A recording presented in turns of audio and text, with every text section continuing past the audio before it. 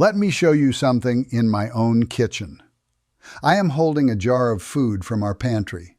On the lid, there's a small printed date. That date passed 11 days ago. Now, most folks in the English world, the moment they read a date that has passed, something happens in the mind. A little alarm goes off. The food is bad. Throw it out. Do not even open it. It is expired. But I want you to stop and think about that word for a moment. Expired. We use it for a person who has died. We use it for a license that no longer works. And we have been taught to use it for a jar of food that in most cases is sitting there exactly as good as it was the day before that printed number arrived. I have watched English visitors stand at our table and hesitate over a dish because something in it was a few days past a date on a package. Good food, food that smelled right, looked right, tasted right, food my wife Esther had no worry about at all. But the printed number had spoken, and the number frightened them more than their own eyes and nose. I am Elias Yoder. I am Amish, and I farm in Lancaster County, Pennsylvania. And today, I want to explain to you, plainly and carefully, what those dates on your food actually mean, where they came from, who decides them, when they truly matter, and when they truly do not. Because once you understand what the date is really telling you, you stop being afraid of your own pantry, and you stop throwing away good food and good money every single week. This is not a trick. This is not a secret. It is just knowledge that most folks were never taught because nobody profits from teaching it. Before I go on, a quick word. The old ways my family lives by, reading food by cents, keeping a pantry, stretching what you have, there is far more of it than fits in one video. I gathered the whole of it into a book at eliasyoder.com. The book is the long version. If you want it, it is there. I will not mention it again. Now let me start where this whole thing started. For most of human history, food did not carry a date at all. Think about that. My great-great-grandfather, who came to this country from the Palatinate region of Germany in 1838, never once in his life read an expiration date on anything he ate. Neither did his father or his father before him. For thousands of years, across every people on the earth, nobody printed a number on food and nobody needed one. So how did people know whether food was good? They used what God gave them: the nose, the eyes, the fingers, the tongue. A woman in my great-grandmother's day could lift a crock of milk, draw one breath over it, and know in an instant whether it was sweet or turning. She could press a thumb into a cut of meat and read it. She could look at a potato, a loaf, a jar of preserves, and tell you exactly what shape it was in. This was not magic. It was attention, practiced over a lifetime and handed down from mother to daughter.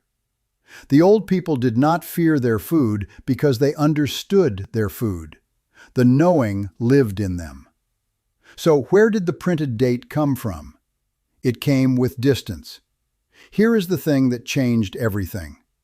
As long as the person who grew the food and the person who ate the food were the same family, or at least neighbors, no date was needed. You knew your cow. You knew when the butter was churned. You knew how old the eggs were because you gathered them yourself. But in the 20th century, food began to travel. It was grown in one place, processed in a second place, shipped across 1,000 miles, and sold to a stranger in a third place who had no idea when any of it was made. The grower and the eater no longer knew each other at all. So a system was needed, a printed mark that could speak for the food when no trusted person was there to vouch for it. And here is the part you must understand. Those dates were not first created as warnings that food had become dangerous. They were created as markers of quality and as protection for the company. A way to say, the maker stands behind this product up to this point. After that, the maker makes no promises. It was about freshness and about liability, the company protecting itself from blame. It was never originally a line that said, on this day, this food turns to poison. That distinction is the whole heart of this video. Hold on to it. Now let me explain the part that confuses almost everybody, because there is not one kind of date on your food. There are several, and they mean completely different things, and most folks treat all of them as the same red warning. They are not. Let me walk you through them one at a time. The first is best before, or best by. This one is about quality, not safety. It is the maker telling you, up to this date, I promise this food is at its finest, its best flavor, its best texture, its best color. After this date, the food does not become unsafe. It simply may, slowly, begin to lose a little of its best quality. A cracker may soften. A cereal may lose a little crispness.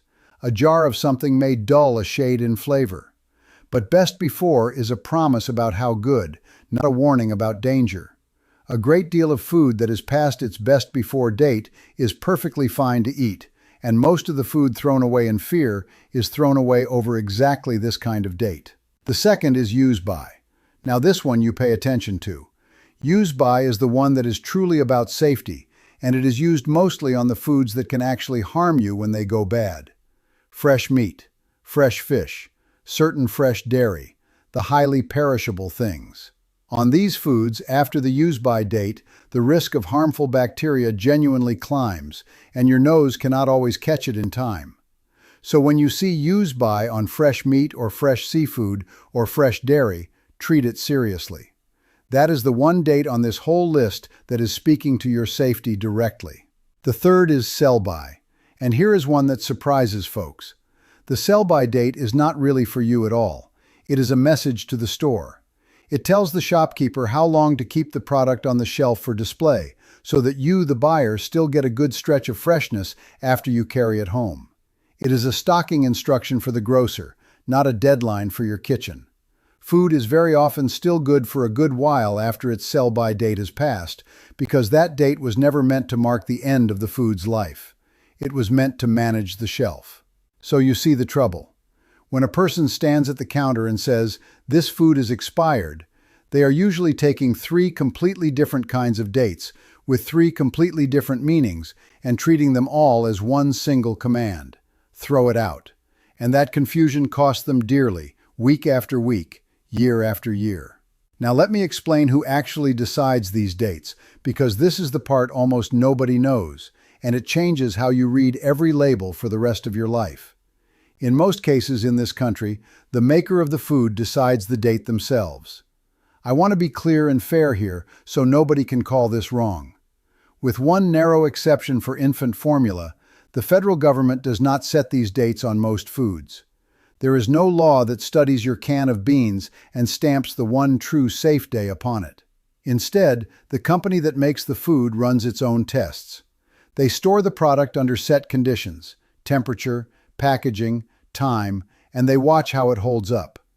Then they choose a date that guarantees the food still meets their own standard of quality.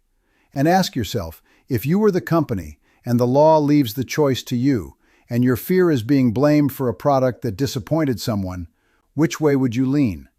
You would lean early. You would lean cautious.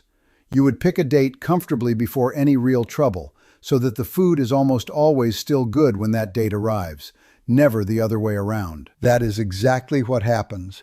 The dates are chosen conservatively, which means, as a plain matter of fact, the food usually lasts well beyond the printed date, not up to it. The number is an early and careful guess made by a company protecting its name, not the last breath of the food. This is most true of the sturdy foods, canned goods, dry goods, frozen foods. An unopened can, stored cool and dry, with no rust and no swelling and no damage, commonly stays good for years beyond the date printed on it. The date on that can is among the most cautious numbers in your whole kitchen. Now let me bring it together into something you can actually use. When does the date matter and when does it not? Let me give you the honest rule, the one Esther and I live by. The date matters most on the fresh and perishable, fresh meat, fresh seafood, fresh unpasteurized dairy, soft, fresh things that spoil in ways that can truly make you sick. On these, respect the use-by date, keep them cold, and when in doubt, do not gamble. This is where caution is wisdom. But for a great many other foods, time touches the quality, not the safety. Rice, dried pasta, honey, which by its nature keeps almost without end, chocolate, salt, sugar, dried beans, canned goods kept sound. For these, the printed date is a guide to freshness, not a switch that flips the food to poison overnight. And for these, your own senses remain the better judge. Your nose, your eyes, your hands, the very tools my great-grandmother trusted, are often a truer guide to these foods than a number a machine printed a year ago in a factory far away. Before I go further, let me say this. If your house feels like it gets more expensive every month, come work through the old-fashioned fixes with us. The link is in the description at school.com/amish-home-savings-community.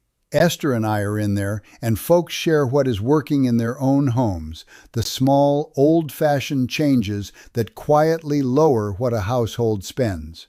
Come join us and work through it together. Now let me teach you the way to actually read your food, the way the old people did, so you are never again at the mercy of a printed number. First, use your nose. This is your oldest and best warning. Spoiled food, the truly dangerous kind, very often announces itself. Sour where it should be sweet. Off, sharp, wrong. Your nose has protected human beings for longer than any factory has existed. Trust it. Lean over the food, draw a slow breath, and listen to what it tells you. Second, use your eyes. Look at the food honestly. Mold that should not be there. A color gone wrong. A can that bulges or a lid that has risen, which on canned food is a true warning sign you never ignore. Cloudiness in something that should be clear. The eyes catch a great deal if you actually look instead of just reading the lid. Third, use your hands and your sense of texture, a sliminess on meat, a slipperiness that should not be there, a texture turned wrong. The fingers know things the date cannot tell you. Fourth, consider the food itself and how it has been kept. A sealed can in a cool, dry cellar is a different matter entirely from an opened package left warm on a counter. Storage is often more important than the printed date. Food kept cold, dry, sealed, and clean lasts far beyond food handled carelessly, no matter what either one has stamped on it. And fifth, hold the two kinds of food separate in your mind. The fresh and perishable, where you respect the safety date, and the sturdy and stable, where the date is mostly about quality and your senses lead. Once you sort every food into one of those two baskets, the whole fearful confusion falls away, and you are reading your pantry the way my family has read it for 200 years. Now let me speak plainly about who benefits from all this confusion, because somebody does. I do not believe there is a room somewhere where men sit and plot to frighten you about your food. It is not a conspiracy. It is worse than a conspiracy in a way, because it is a system that nobody has to coordinate at all. Every part of it simply leans the same direction, and nobody in it loses when you throw away good food. Think it through. The company that makes the food does not lose when you toss a good jar early. You simply go and buy another. The store does not lose when you rebuy what you did not need to discard. Nobody anywhere in that chain has the smallest reason to teach you that the date was cautious, that the food was likely fine, that your nose was the better judge. The fear sells more food. The confusion moves more product off the shelf.